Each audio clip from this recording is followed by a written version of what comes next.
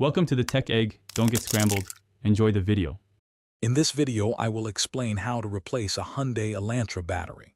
Before you begin, gather your essential tools like a 10mm wrench, a battery terminal cleaner, and crucial safety gear. Always prioritize your well-being by wearing safety glasses and gloves to shield against potential acid and sparks. Make sure your vehicle is completely turned off and the parking brake is firmly engaged for a secure working environment. Now let's safely disconnect the old battery. First, locate your Elantra's battery, usually under the hood on the passenger side. Always disconnect the negative terminal first. It's typically marked with a minus sign and has a black cable.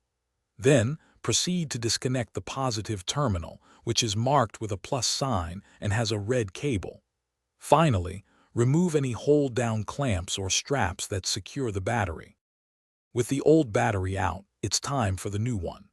Begin by thoroughly cleaning the battery tray and the terminal clamps using a wire brush to ensure good contact.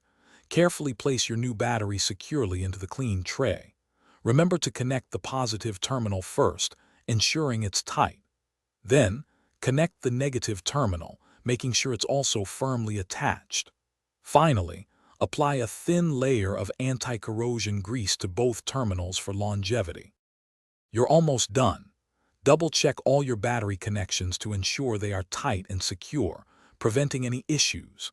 Now, start your Elantra to confirm the new battery is functioning correctly and your vehicle powers on smoothly. Finally, remember to properly dispose of your old battery. Most auto parts stores offer free battery recycling services, making it easy and environmentally responsible to return your old unit. Thanks for watching. Consider subscribing if I helped unscramble your problems.